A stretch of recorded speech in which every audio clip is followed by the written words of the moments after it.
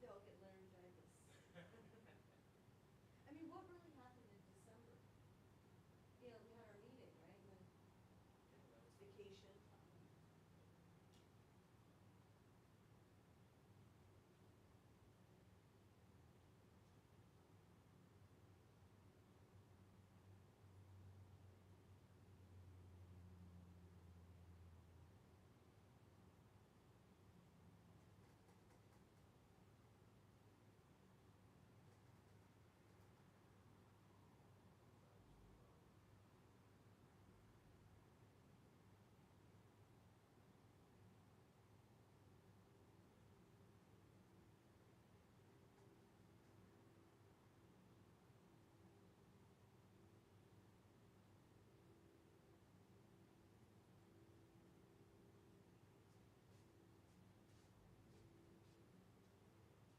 Testing, testing, testing. Mic check. 1, 2. Testing, testing.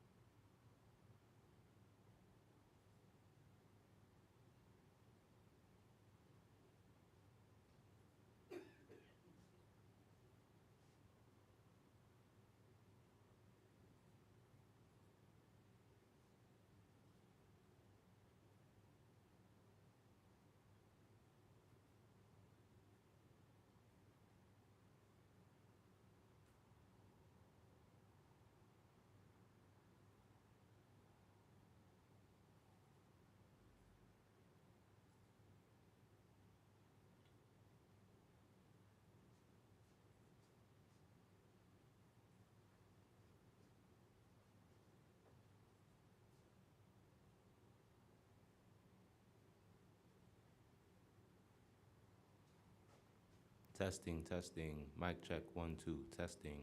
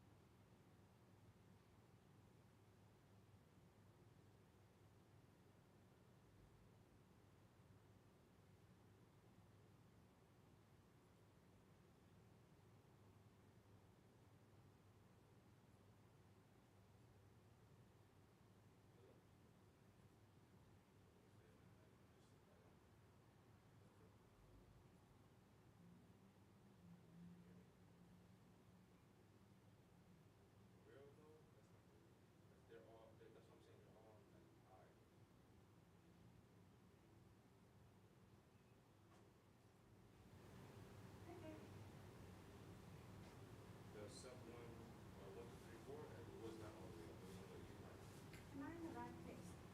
We're The meeting? school board meeting Yeah, later, yeah. yeah, not till 7:30. 7:30, Yeah. yeah. So if you want, if you're gonna speak, you can sign in, and then we have your name on record. If you're not just speaking.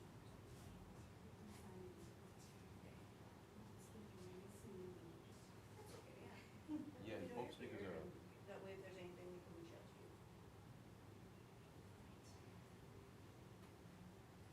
And there's an agenda there as well, so you can grab it. Yeah, somebody walking by, but I'm here at the mic number 3. I'm gonna test out. Testing, testing. 1, 2, 3. Testing. This is an audio test. Testing.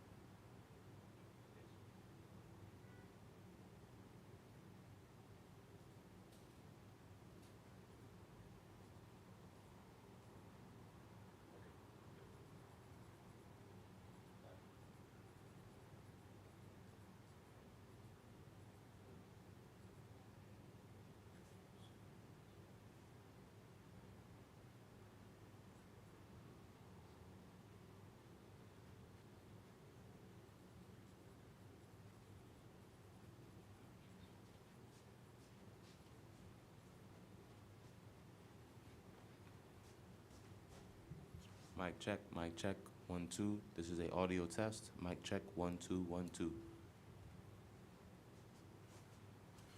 Mic check, 1, 2. This is a audio test. Mic check, 1, 2. Mic check, 1, 2. This is a audio test. Mic check, 1, 2.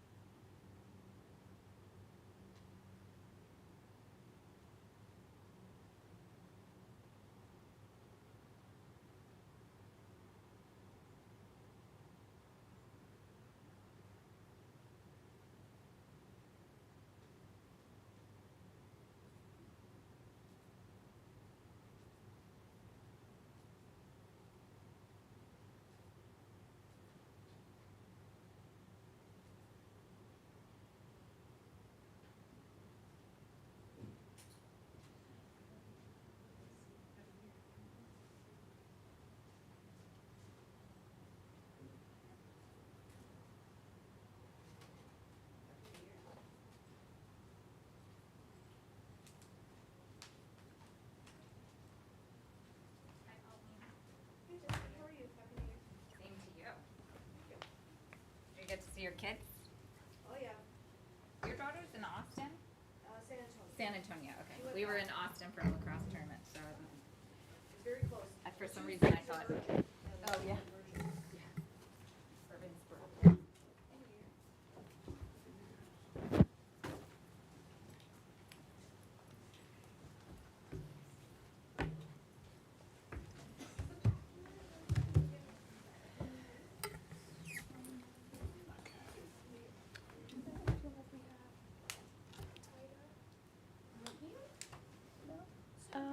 Wait, did I move? Am I saying the wrong thing? Sorry.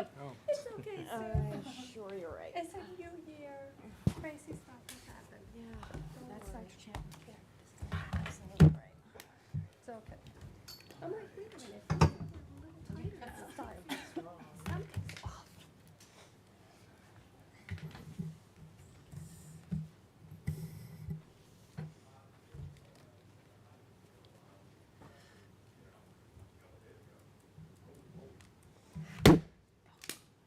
Making so much noise.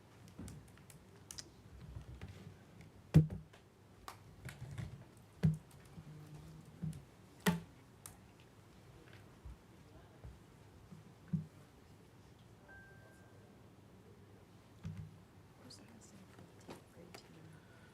So parents around, which my kid had. Vina, which used to be Kay. She just got it like a few years ago. Okay. Yeah, I think is that okay?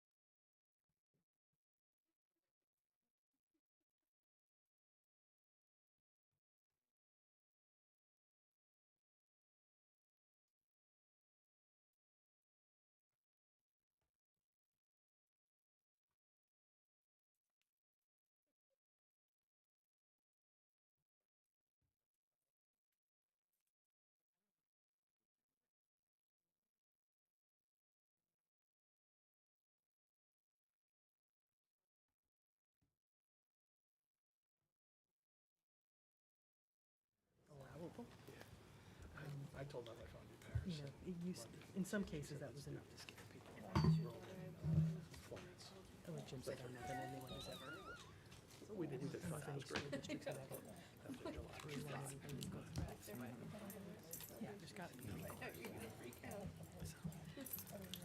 And usually like it goes, or you keep a couple people out and work it. So I think that's the point we're at, is just drawing the line.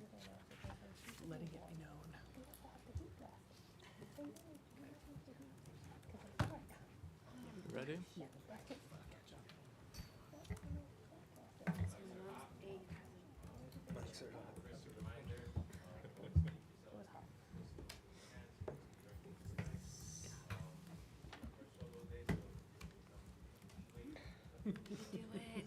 We got you. You got this. Thank you, You got it.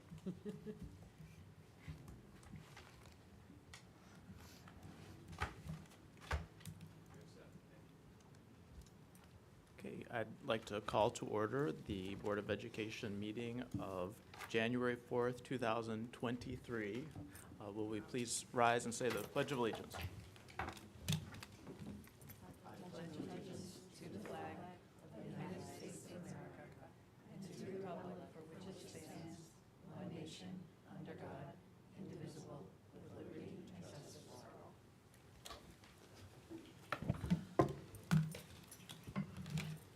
Uh, 2.3 is a reiteration of the executive session motions.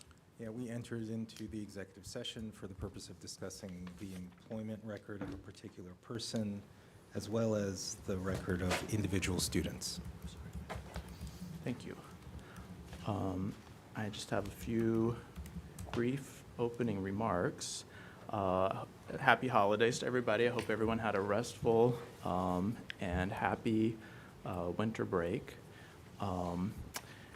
At this time of the year, we're close to the midpoint of the school year, I believe.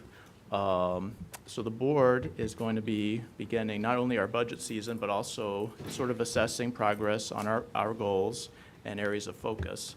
So just to remind ourselves and everyone the goals that we agreed to this year, our first goal was to examine our mission, vision, statement, and motto of inspiring a standard of excellence for all students. Want to thank again all the parents and students, administrators, community members, former board members, and everybody else who contributed their thoughts to better defining excellence for Pelham. My personal takeaway from the recent work session was that excellence in Pelham means continued progress, growth, and improvement for each individual student. Excellence for each individual student may mean a unique learning path customized to that individual, and that type of highly differentiated instruction is very time-intensive for our highly skilled, committed teachers. So the board will continue to consider the feedback that we received about excellence and discuss that as we develop our budget for next year. Our second goal was to continue the implementation of our strategic plan action items, and we're going to be receiving further updates on that in the coming weeks from Dr. Champ. But I'm confident that the implementation of all the three pillars of cultural competence, whole child, and authentic learning are well underway. And our third goal was to be good stewards of the district's resources and effectively communicate our plans for a responsible budget, reserve balances, and long-term facilities maintenance.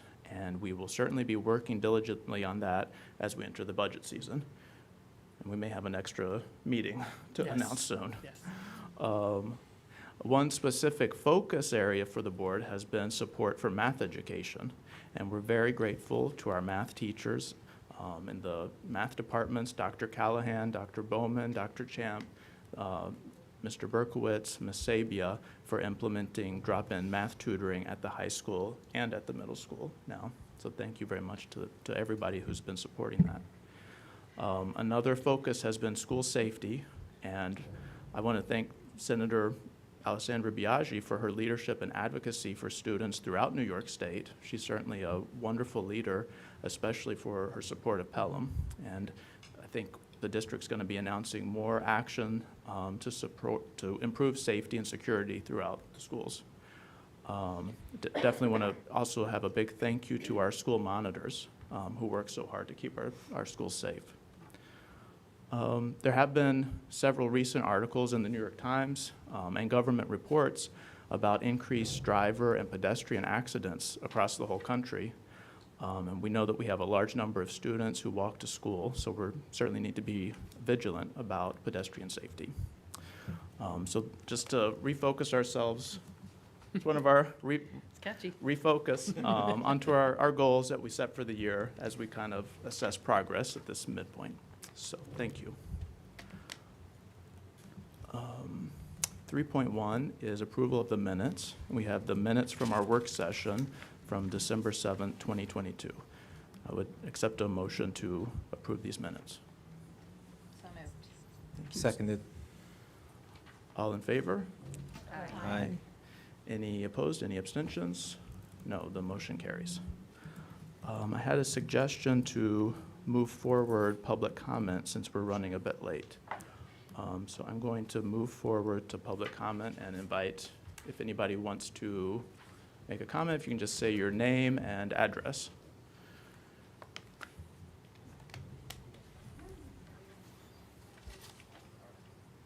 Good evening. Michael O'Hara, 474 Simonoy Place in Pelham Manor. Just move the mic down. There are a couple of folks who are aware of the issue I'm going to discuss as it was circulated via email over the last couple of weeks. There have been a couple of instances of drivers traversing the Simonoy path. The latest example was shortly before Christmas. My daughter and her sitter were walking home from a friend of ours on Pelhamdale Avenue. They had not yet gotten to the path, and they saw a white sedan hop the curb from Witherby onto Simonoy Path, drive, not slow down, and continue at about 25 to 30 miles an hour to exit on Simonoy. This was obviously concerning, and my next-door neighbor said he saw a UPS truck do the opposite August 30th, about a week before school started, in the afternoon. It hopped the curb, it took out the garbage can, which if you go to Simonoy is conspicuous in its absence. There were messages circulated.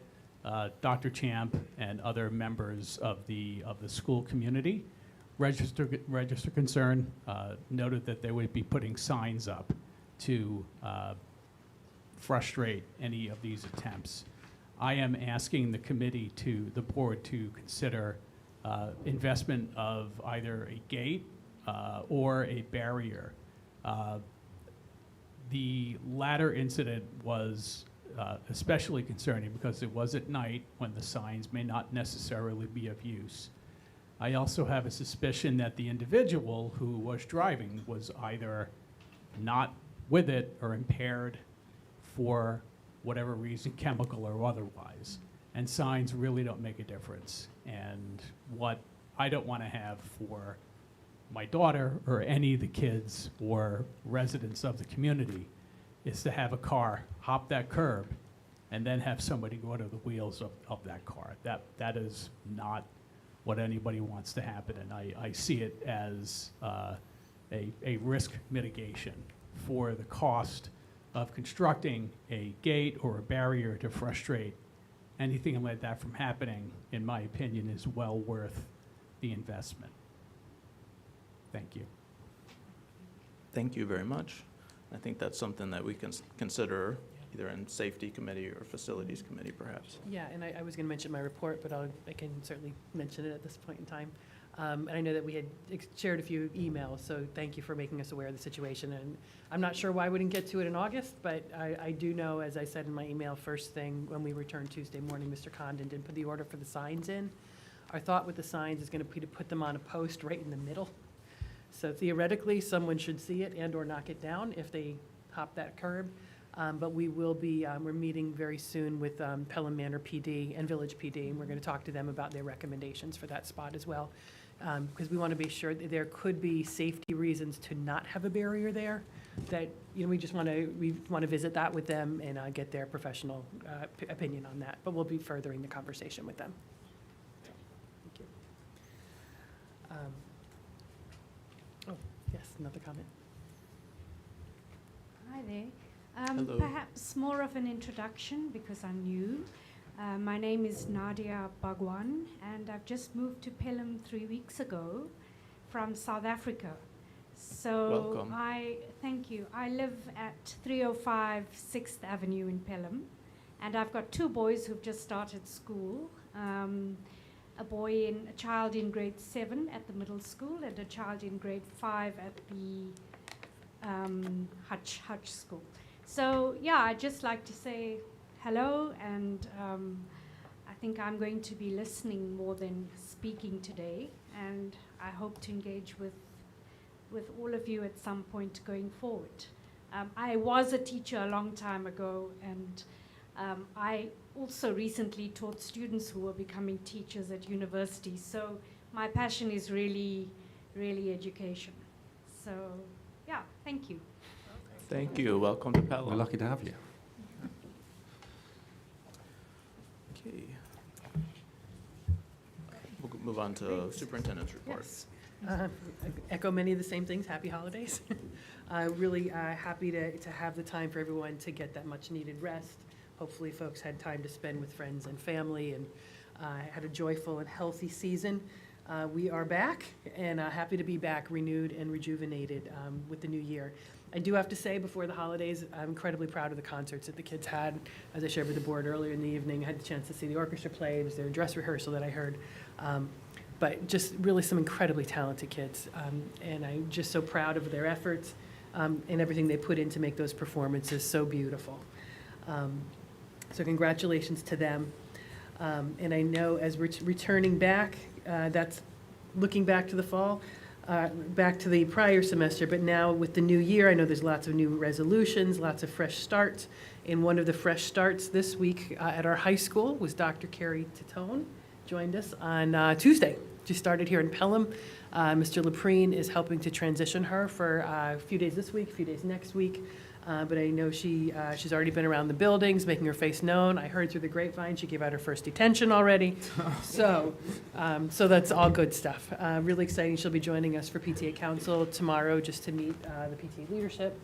And looking forward to really integrating her, onboarding her, and getting her hitting the ground running here. When you come mid-year, that's actually how I started my administrative career, as I moved from the classroom to an assistant principal job at a middle school mid-year. And it's wild and crazy, but it's actually a lot of fun. So we're really excited to have her on board and look forward to what she's going to bring to the district.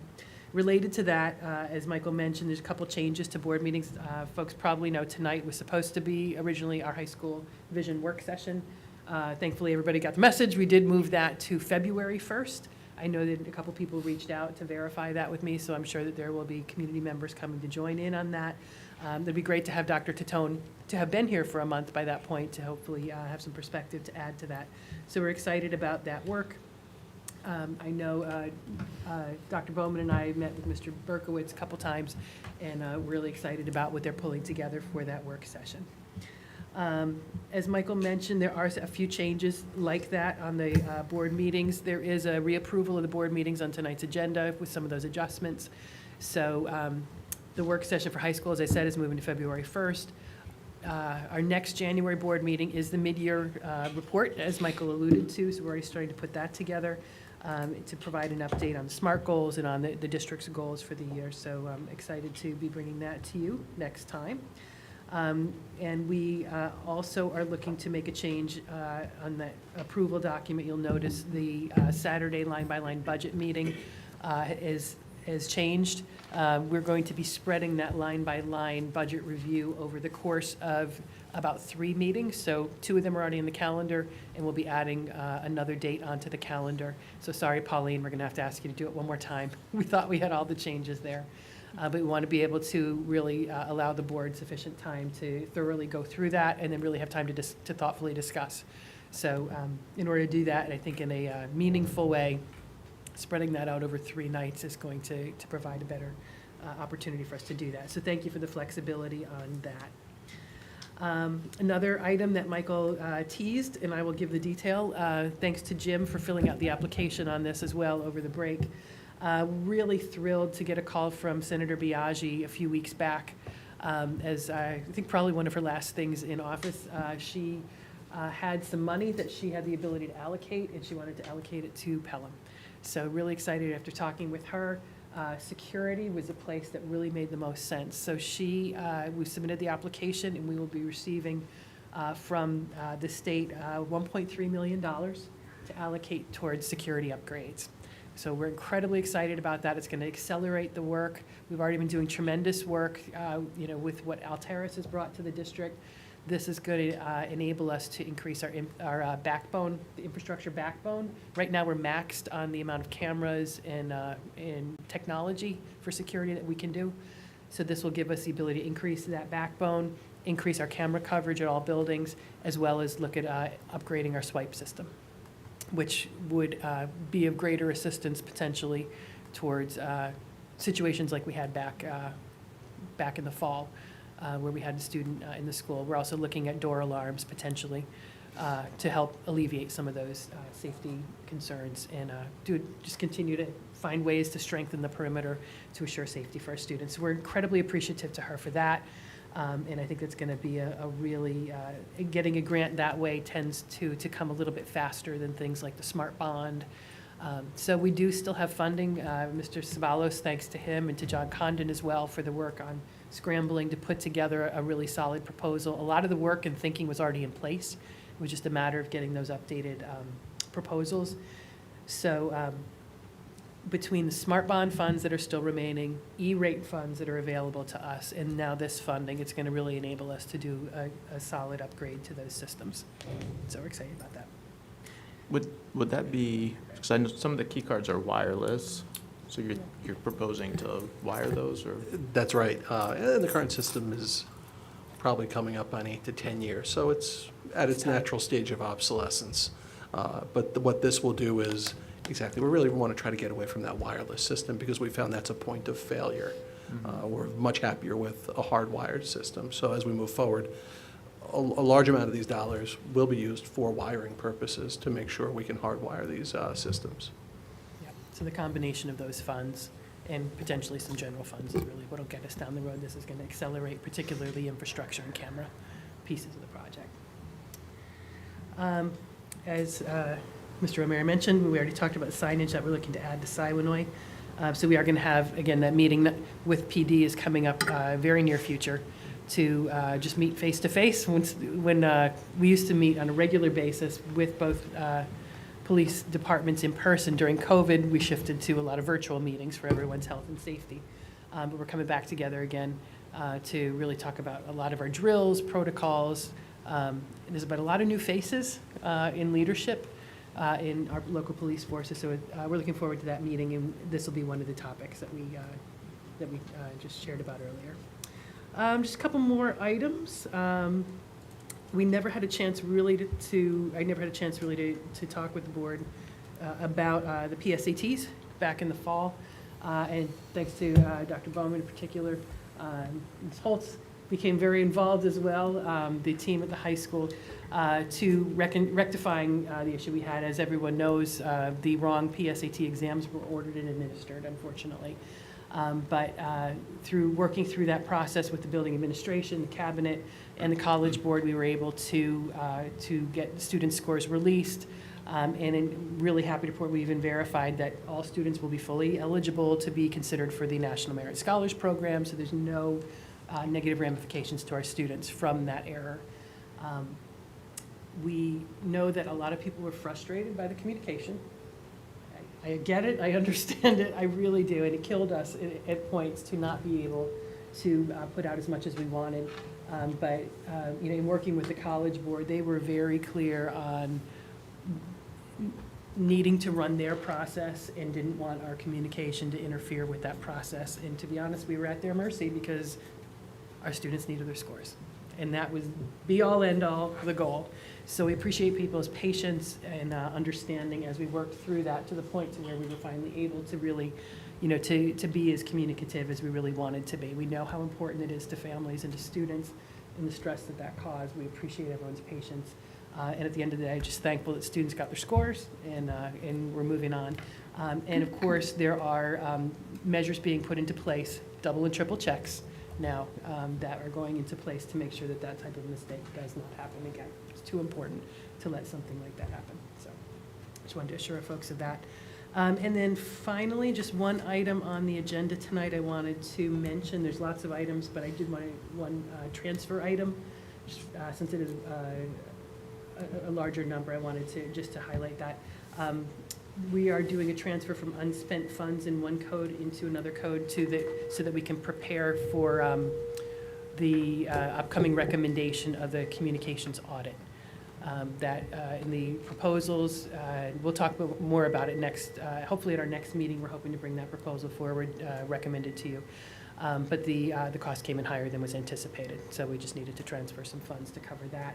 I think the subcommittee in particular that was involved in reviewing the RFPs, the discussion there really was about this really is, I feeling is a very valuable and incredibly important thing. If we're going to do it, let's do it right. So I think the time that was spent to find what hopefully will be the right, what the committee believes will be the right group, I think was well worth it. I mean, I can give a bit of colour to it if you like, That'd be or wait till. wonderful. Yeah, sure. Yeah, go ahead. We can review it. So I think pretty much everyone in the community agrees that what the district communicates, the channels through which it communicates it, and the frequency of communication is something that we all want to optimise. Easier said than done, because Alex Wolf has a full-time job running the communications as they exist today, so it's implausible to think that he could take like 2 months off to completely strategize and rework our entire communications. In addition to that, I think it's very important to know what other districts are doing, what best practices elsewhere in our surrounding area and in the country are, and it's hard to get that just from within our existing people.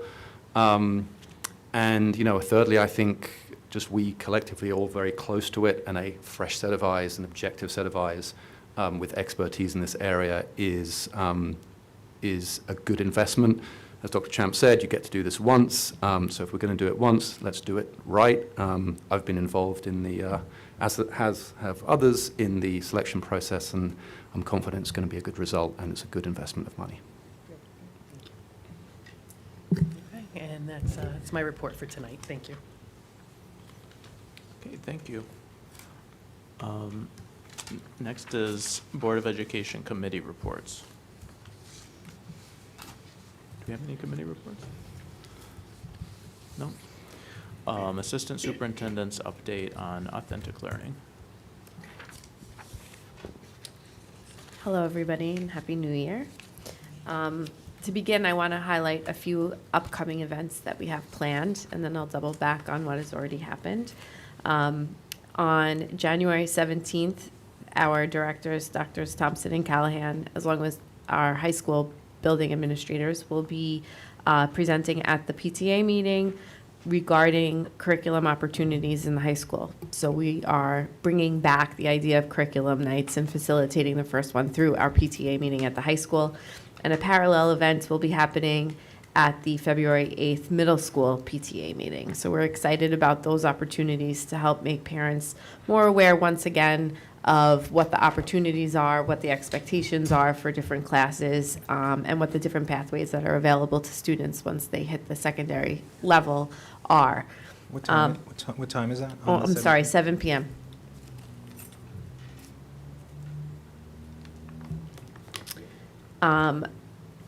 As I mentioned at our last meeting, we are going to be participating in the AARI, or the African American Read-In, in celebration of Black History Month for February. Since our last meeting, we held the first committee meeting of different stakeholders around the district who are going to be helping to put this together. I'm excited to let you know that we are going to have read-alouds on all 3 levels, elementary, middle, and high school.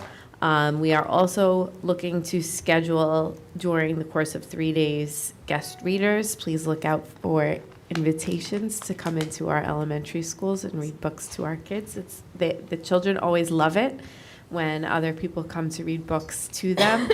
And those books will be in alignment with the curriculum that's already in place. So what we wanted to focus on was something that was going to highlight books by authors of color, but also be something that complements the already existing curriculum, so that we aren't taking away from an instructional time, but also are doing the good work of making sure that we are representing and celebrating Black History Month. We also are planning on February 7th, after school, I don't have an exact time yet, but will, a story hour right here for the children to come in, and we're hoping that parents will be able to bring their children over so that we can have a story hour on different levels. So we'll have a primary story time and also an upper elementary story time where we will have middle and high school students come and facilitate those opportunities as well.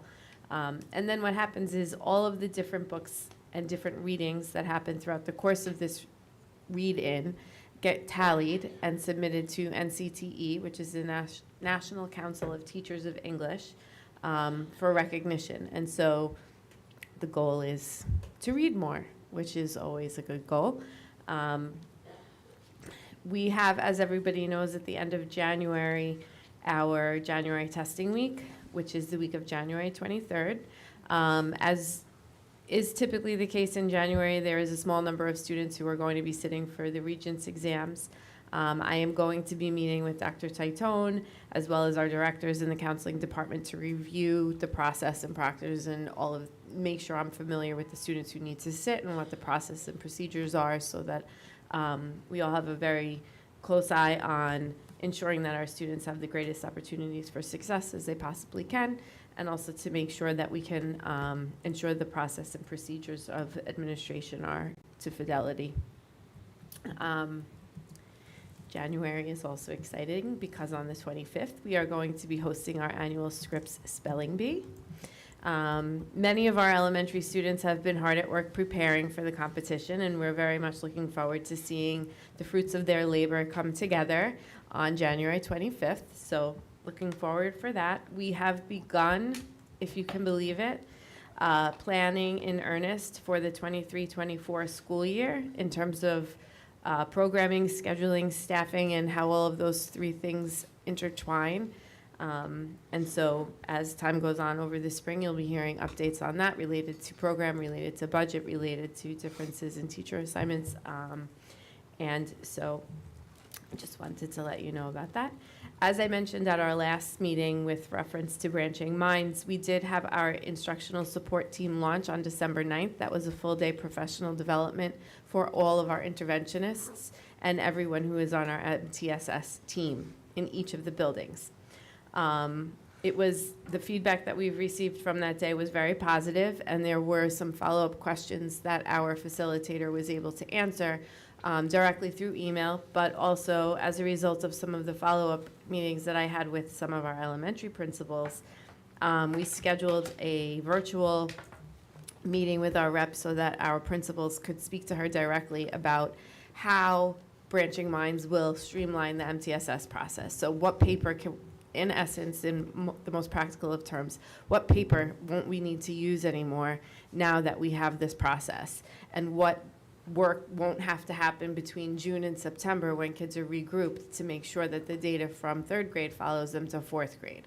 And so the answers that we were given were very hopeful, and we're very satisfied with the process that Branching Minds is going to bring to make it much more streamlined and effective for our teachers in the elementary classrooms especially, and in our MTSS process to provide the proper level of interventions, but also have it be on a needs base, so that kids look, they'll be flagged for the interventions that they need. We'll have a clear idea of what interventions they need. They'll get them, and then they'll go back, off you go, back to grade level. And then also it identifies kids who are in need of some enrichment as well. So we're hopeful that we'll be able to help to provide all tiers of instruction, more support through Branching Minds. Speaking of data, I have a data meeting with Branching Minds coming up, during which we'll be able to use our own data to tweak goals on multiple levels. So when I say that, on multiple levels, on the student level, on the grade level, on the standards level. And so I'm looking forward to seeing how we can continue to move that work forward. Speaking of moving work forward, as was said earlier, our drop-in tutoring sessions in both the high school and middle school are underway. I spoke to Dr. Callahan today, and he anticipates that while the attendance in both programs has been fine, that it will only increase as time goes on. And so I'm excited to hear that. What I also am happy to share is that we are having the return of both our perennial math and math puzzlers programs in the elementary buildings. And so those enrichment programs will be back in action The perennial math program, as you know, happens during the IE block, and so that's something that provides that level of enrichment for students who require it during IE.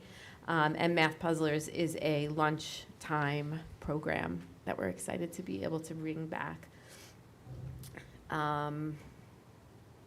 Moving ahead to the summer, we are hoping to propose that we are able to support an algebra class as well as a pre-calculus class, so that our students who are moving into algebra and also students who are moving up into higher level math classes will have those opportunities for themselves. So just want to make sure everybody is aware of that. Further, we have started making inquiries regarding the possibility of offering dual enrollment in 4 high school classes. So astronomy, which we've discussed as an outgrowth of the most recent Authentic Learning Committee, data science, robotics, and pre-calculus. We are looking into potentially being able to offer the possibility of earning 3 college credits per course as soon as the 23-24 school year. So that's exciting. With which university or college? Iona right now is what we're investigating, whom we're investigating, working with. Also in alignment with authentic learning is the idea of moving forward with what has already begun in terms of the initiative to provide flexible furniture and instructional environments that really do reflect different learning styles for children. Today I had the opportunity to meet with members of our team from VS as well as their environmental professional development specialist, who really helped me to understand a little bit more about what the strategies have been here, because they have been obviously very much alive, as is witnessed most recently and poignantly throughout Hutchinson School. But what we can do to make sure that that momentum moves forward, so that not only are we providing students with the environments that will most position them to succeed, but also provide teachers with the professional development that they need to make sure that they can properly utilize the furniture. It's one thing to have it, it's another thing to know how to do it, how to use it properly. And so we began plans for providing further opportunities, and a lot of this work has been done and was done prior to the pandemic, but now, post-pandemic, there are a lot of changes in the world and a lot of differences, and some of the things that had been done need to be kind of done again a little bit so that people's memories are refreshed. So we're looking to provide opportunities within the parameters of the standards that we've already created to invite student and teacher voice and choice in terms of what they see as will be the most comfortable and maximize the space that we have, understanding that each of the classrooms in each of the elementary schools is very different from one another, and that you have to pay particular attention to the layout of the room, the capacity of the classroom, our needs in terms of how many students we need to be able to fit into the classrooms, as well as things like fire code and stuff like that. So looking forward to that work as well. That's all I have for you tonight.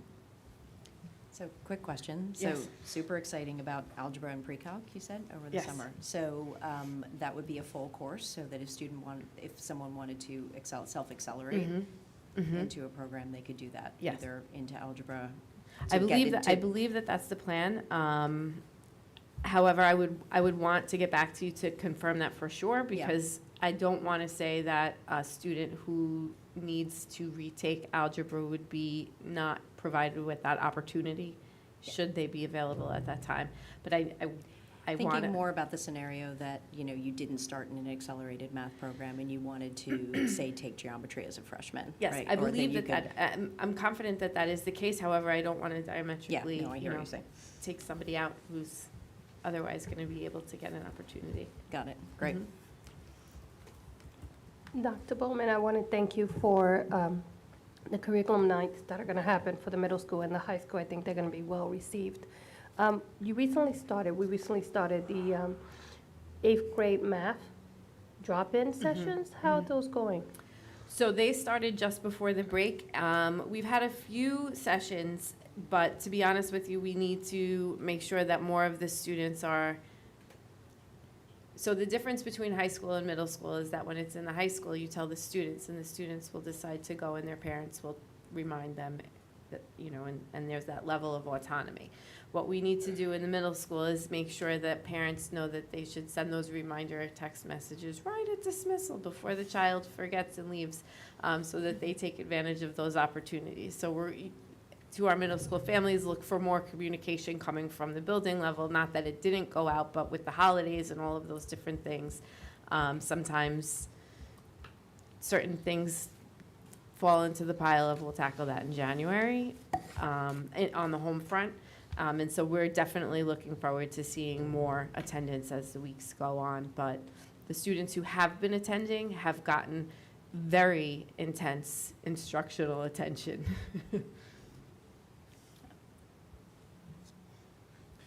With the flexible furnishing, the plan had been to roll out another grade each year. Yeah. So we would roll out like first grade. Yeah, that was, I think we're looking to continue that, that plan that was put in place, and I want to give him a nod. Dr. Garcia, and just the work that he and the Innovation Committee did, that's the foundation of this project, and I didn't want that to go without being said. Because that really is what's positioned us so well, led to the PEF grant, Hutchinson, and here we are today, sitting at flexible furnishings ourselves. So thank you for that. So yeah, the plan is to continue to build that into the budget. I think what we knew, you know, even as we planned for this year's, you know, classrooms, and we ordered the kindergarten, as Dr. Bowman said, you can't just put the furniture in and, you know, go do. There really is. There has to be professional development for teachers to understand the why, as we've talked about many times, and then the how. What is the purpose? How can it be used to better create student-centered learning? So I think that's the piece that, you know, we just want to, now that we're expanding it out to whole grade levels, it's no longer the early adopters who are volunteering to do this work. Now it's going everywhere. So it's just requires a kind of different approach and different amount of professional development to make sure that the folks are ready and that they're equipped to use it, right? So I think, you know, we had it delivered. The other problem is it just, with the supply chains and delivery delays as things are, we just received the furniture, when was it, a month ago? Some of it, yes. Yeah, so it's just now starting to be deployed. It was just deployed to classrooms, you know, mid-year. So it's also hard to kind of absorb it in mid-year. But, you know, lessons learned from some of that about how do we approach, you know, a uniform classroom package. As, you know, as Dr. Bowman said, all of our classrooms are incredibly different. Size, shape, configuration.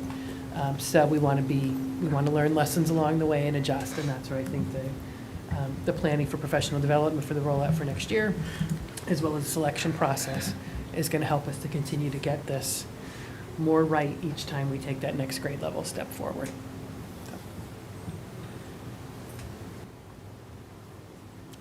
Thank you. Assistant Superintendent's update on the whole child. Hello, everyone. Happy New Year. So a couple of updates. In terms of special education, the ICT coaching continues and is going really well at Hutchinson. The consultant visited again on December 13th. The work focused on lesson planning resources, including roles and responsibilities, which can be challenging when you have two master teachers trying to navigate who's doing what in the classroom. And also, she shared various planning templates that also focus on addressing IEP goals and special education needs within lessons. She reviewed student support, such as choice boards, mnemonic devices, visual references, really giving the teachers a lot of rich resources in how they can use co-teaching models and kind of work off one another to really make the experience very rich for the students in the class. She also talked and reminded teachers about the need to build up student independence within the class, and also making sure that they're adapting work so that the students can build independence.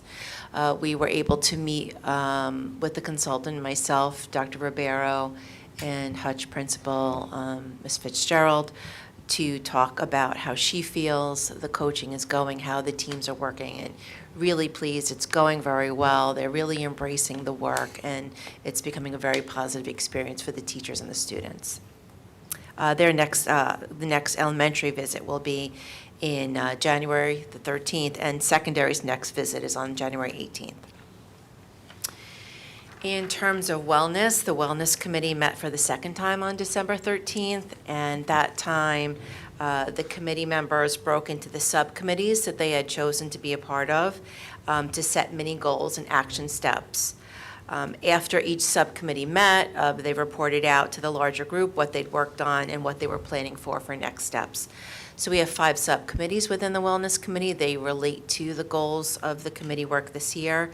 So one is policy. The wellness policy does need to be updated in a cycle of every 3 or so years. So we're in that cycle now. So the policy committee will be working on that. A needs assessment committee, so that's getting a fresh look on what are our student needs right now, talking about what type of instrument we're going to utilize from a survey perspective to share with students, focusing maybe on specific grade levels and keeping that survey simple to questions we can repeat every year and collect longitudinal data on. We have a staff wellness committee that came up as a theme when we talked about some of the areas that the committee wanted to focus on this year. SCL program mapping, what are we exactly doing in regards to social emotional learning across the buildings, what exists, and where are the gaps.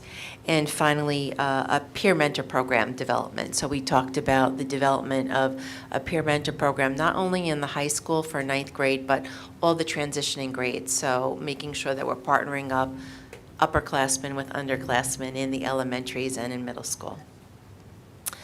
We're also working on getting started again a newsletter for parents regarding the Fly 5 and the mindful student work. Lindsay Farris, who is our elementary school counselor, is doing that work this year. She took over for Anna Marie Nardone, who's now one of our school psychologists. So she'll be sending a letter out from the desk of, so she could share with parents as she completes the work on within the units what exactly has been completed, some things, points of discussion that parents can talk about with their children in regards to that work. We're also working with Ms. Farris and Mr. Farrell on the development of now our K-5 counseling standards, now that we have a K-5 counselor, and what that work is going to look like in regards to the work that we need to get accomplished at the elementary level for our counseling standards, which does have a lot to do with career development, believe it or not, starting that young. Just regards to high school and counseling and middle school, the high school and middle school counseling department is going to start to push into 8th grade classes to talk about course options. The high school staff will be visiting all grade levels as well to start to have the discussion on course offerings. These are important discussions because I think the role of the school counselor is to really have students start to think about their path, how that relates for a long-term goal, not only for college, for employment. So the course offerings should, of course, relate to what we have to cover as far as the high school diploma requirements, but what interests may match where they may see themselves going in the future.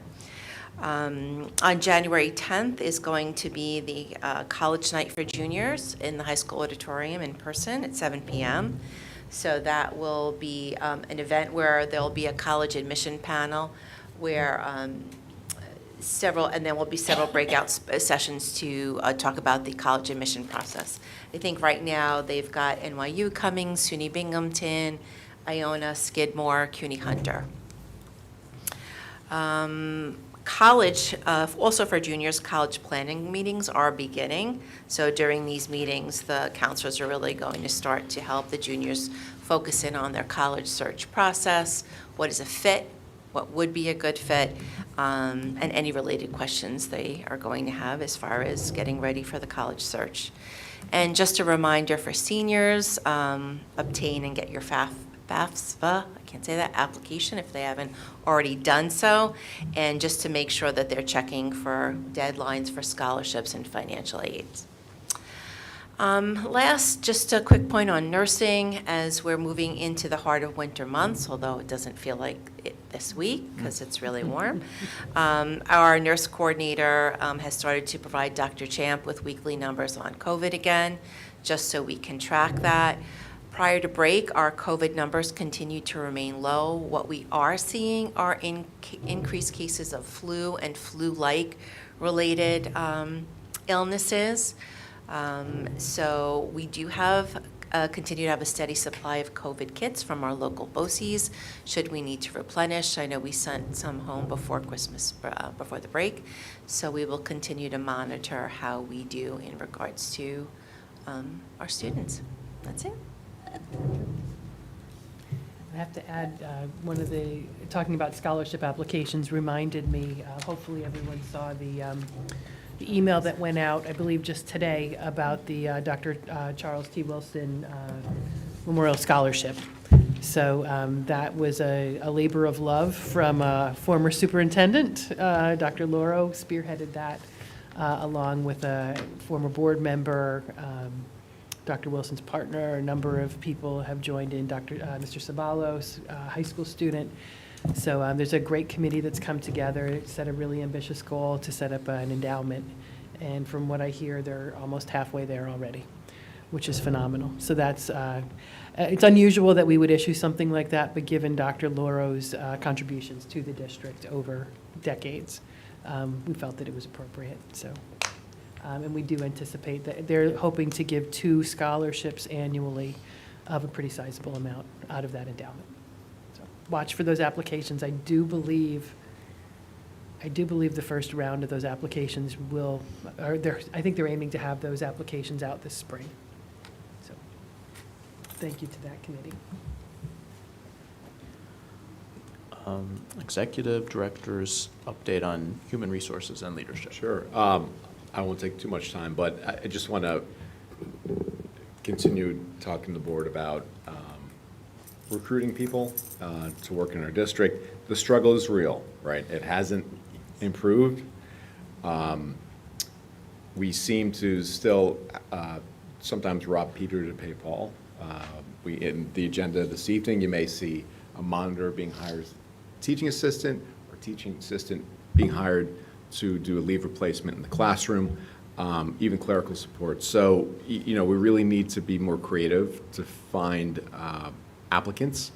And, I've reached out to some of my colleagues in other school districts. What do they use? So we've never really, let's say 20 years ago, you used New York Times, you post the positions, here you go. Then it moved to the online application system, the OLAS. That's run through Putnam Northwestern's BOCES, and that's a preeminent site where you post jobs. But asking my colleagues, they do use other sites, right? They have used some names besides my colleague across from me. Indeed, they've used in other districts. We need to explore that some more. And LinkedIn actually is another site that's used by many other school districts. Handshake, which I wasn't even familiar with, which is more for college graduates, and others which we may find. So we need to keep on exploring it. I need to keep on exploring it because we are still, challenged by that. And it's not a Pelham thing. It's something that you see nationwide, but other school districts as well. So we're just going to keep on finding ways that we can get our name out and get those jobs posted so we can get the best quality people to apply for all these positions. So that's just the continued challenge that we face, and we'll keep on trying to use new applications that we've never done before, and we always may be afraid because it's not like the traditional way, but I think we need to do a better job with it.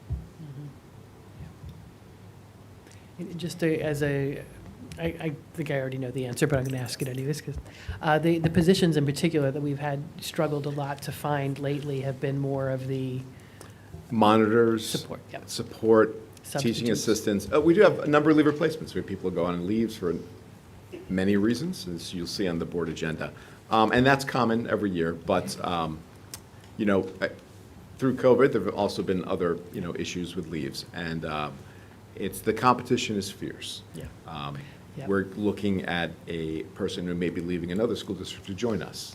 At the next board agenda, you may see that posted. So Yeah. it happens. Yeah, and I raise that only because I know there's been times in prior years where we've recruited from our own parents through the PTAs to become substitute teachers and to fill some of these positions, lunch monitors, et cetera. So I guess I'm putting the call out again. And thank you for getting creative and looking for other resources, other places. But yeah, we definitely would welcome because we've got openings in some of those really critical support staff positions. And we've got a wonderful community and great people to come and fill those openings if folks have that availability. So in the community, if anyone has any thoughts or questions or would like to volunteer their services, but also not just volunteer, but get paid, please reach out to my office. Dear colleagues. Oh. Yes. Do your colleagues who recommended these different sites, do they see that as an opportunity to expand the search like out of the region? Do they get like a wider expanse of names, or is it still kind of regionally oriented? I don't have the answer to that Okay. question. I just know that some of my colleagues have said, hey, we've had great success with this application. But usually what is being done is that you post it somewhere else, but to link it back to the application system, like OWASP. Yeah. So you just have to, just do that, throw that net wider, and I think that's what's going on. And many of these school districts are outside of Westchester. Some of them may be in Ulster and Putnam and Rockland and so forth. So, and we do get many people who work for us or with us from these regions as well. So, again, there's great competition. I just think that any way that we can expand our influence and our brand to get more applicants is what we should be doing. Absolutely. Also, maybe food for thought with our communications audit as well, just because we've talked about other platforms to be showcasing, and communicating out what we're doing. So maybe another way to think about it. I still remember cutting those New York Times ads and pasting them in a notebook. We all and did. Yeah. Sending the Yep. cover letter Yes. by mail and all that stuff. Yeah. Okay, thank you. Next is Assistant Superintendent's update on finance and facilities. Hi, good evening, Happy New Year. Thank you for letting me bad clean up here. I don't have too much of a report. I think this is a little bit of a lull before the storm. If I don't want to give a bad omen to the budget season, but you're gonna hear a lot about me or hear a lot of me over the next few months. But certainly this evening, we just have a few items on the agenda, and I think Dr. Champ covered the larger one with the budget transfer. Certainly, and then we'll have the RFP award at the next board meeting on the 18th.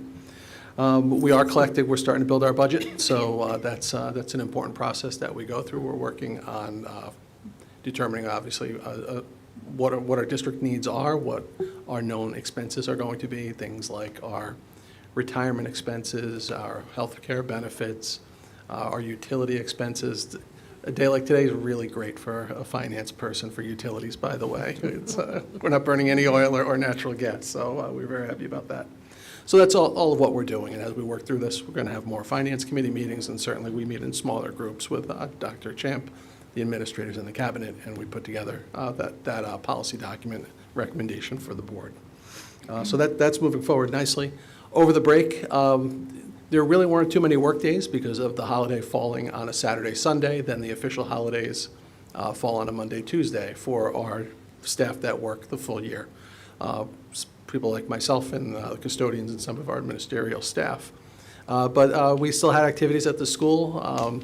There was nice activities at the middle school just beneath us here for the basketball tournament. That worked out really well. We were able to support that. At Hutchinson School, in the art room, we installed the kiln, which is great for again, completing up more of that work.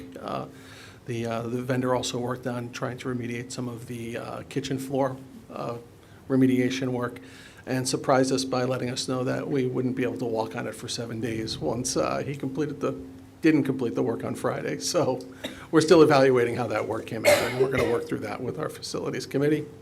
And then if you've been down to Glover, you've probably seen or neighbors have shared, hey, what are you doing with the fencing at Glover? And I think we mentioned this with the board earlier. The original fencing, when we received it from the vendor, they put in a lower gauge or an insufficient gauge than what was specified. We identified that. We brought that to the attention of the vendor, and they're in the process of replacing all of the fencing that did not meet the required specification. So if it looked a little light, a little thin, or a little small, it didn't meet the spec. The newer fence does meet that specification that was originally in the bid specs. So it's a large expense to the vendor. It's not an expense to us. We already paid for that specification, and it's their job to rectify that. So that's some of that work that's been going on there, that it's all the fence around the new larger field, the new turf field, and it also includes the fencing along the river walk. So, again, it was pretty significant, and they're in the process of finishing up that work. So we're happy to see that happening, and also obviously happy to see the district getting what the district purchased. So that's really great. On the safety and security side, before the next meeting, we'll have the Martin Luther King holiday. We work in partnership with our local police departments, and we provide the schools, excuse me, for active shooter training on those days. And they've identified a building, and they're going to be working in this building on that day. So that's going to be happening. We're making the notifications, and we'll be all set with that. Other than that, I think my voice is giving out of me. I apologize, but that's about it. You'll hear a lot from me in the next few months. All right, we can't lose Jim heading into budget season. Just a tickle. Excuse me. Thank you. Okay, I think that we could do probably 6.1 through 6.5. Oh, are we doing 6.5? That's correct. I think, Jim, we wanted to table item 6.5, if I remember correctly. Thank you, yes. This afternoon, we received an email from our attorney just asking us to table that until they have confirmation that that bill has actually been paid, which is expected to happen at the end of this week. And then we can confirm that and then put this again before the board on the 18th. So we'll just skip 6.5. But maybe we do 6.1 through 6.4 as a consent agenda. Yes. So I would accept a motion for those So items. moved. Second? Second. Okay, any comments or questions? This is the budget transfer for the communications audit and treasurer's report. And the updated meeting dates. Yes, which will Which probably the- come back one more time in light of Yeah. the, adding the third date. And the main change was taking out the Saturday Correct. meeting. Yep, and adjusting the meeting topic from tonight to February. Okay, all in favor? Aye. Any opposed, any abstentions? Hearing none, the motion carries. 6.6 is a motion to accept donation. Resolved that upon the recommendation of the superintendent of schools, the Board of Education does hereby accept the monetary donation of $4,811 for a grant visualizing and verbalizing implementation program for each of the elementary schools, and that gratitude be bestowed upon its donor, the Pelham Education Foundation. And secondly, that upon the recommendation of the superintendent of schools, the Board of Education does hereby accept the monetary donation of $3,673 for a grant for community building artist in residence for the 8th grade mural project, and that gratitude be bestowed upon its donor, the Pelham Education Foundation. So I'd accept a motion for these two grant donations. A second? Second. All in favor? Aye. Any opposed, any abstentions? Hearing none, the motion carries. Many thanks. Yes, thank you very much to Pelham Education Foundation. And I'm be really curious to see this 8th grade mural. Is that what hangs, they hang that in Yes. the hallway Yes. downstairs? Is that? Yeah, they've been making them for years. Uh-huh. Right, so Yeah, some of them are also in just the to gym the- now. Just around the Okay. corner. Right. It's a big deal for the 8th graders. Yeah. I spent some time looking at them in detail, like the number of times I've Beautiful. walked by them. This summer, I was in the building, and I was looking at them with one of the school counselors. I could not get over how incredible they were. Last year's was really, Yeah. but they're really amazing. Years and years. I don't know how many years it's been It- going on, it like goes 10 or back. more. I- Yeah. I probably. We're gonna run out of wall I'm not sure, spaces. to be honest with you, but I'm assuming since this facility's been in place. They're Oh, spectacular. that makes sense. Yep. That's a great tradition. I think we can do 7.1 through 7.5 as a consent agenda. So I didn't accept a motion for that. So moved. Second. Thank you. Any comments or questions? All in favor? Aye. Any opposed, any abstentions? Hearing none, the motion carries. 8.1 is motion to approve Schedule D. So I'd accept a motion. So moved. Second? Second.